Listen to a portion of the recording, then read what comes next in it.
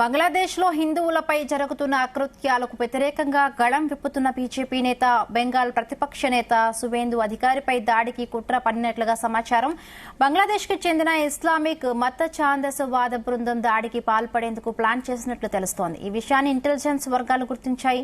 బంగ్లాదేశ్కి చెందిన ఒక గ్రూపుతో సంబంధం ఉన్న 4 వ్యక్తుల సువేందు నివాసం ఉండే తూర్పు మేదినీపూర్లోని కాంటాయిలో రెక్కి నిర్వహిస్తున్నట్టు తెలిసిందే.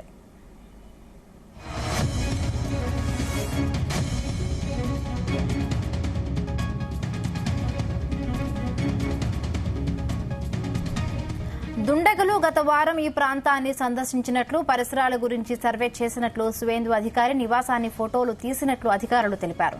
ఇంటెలిజెన్స్ ఇన్పుట్స్ ప్రకారం తక్షణ చర్యలు తీసుకోవాలని ఐబీ అధికారులు కోల్కతా పోలీసులను, పశ్చిమ బెంగాల్ రాష్ట్ర పోలీసులను అప్రమత్తం చేసినట్లు తెలిసింది.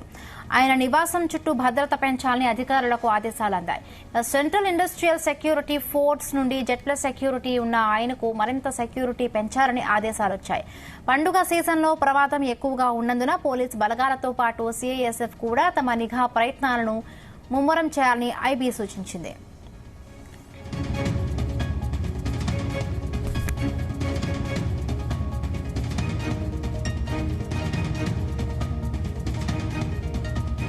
బంగ్లాదేశ్లో షేక్ హసీనా ప్రభుత్వం దిగిపోయిన తర్వాత మహమ్మద్లోని తాత్కాలిక ప్రభుత్వంలో హిందువులు, ఇతర మైనారిటీలపై దాడులు పెరిగాయి.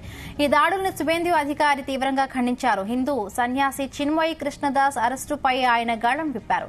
బంగ్లా మధ్యంతర ప్రభుత్వాన్ని మిలిటెంట్లతో పోల్చారు.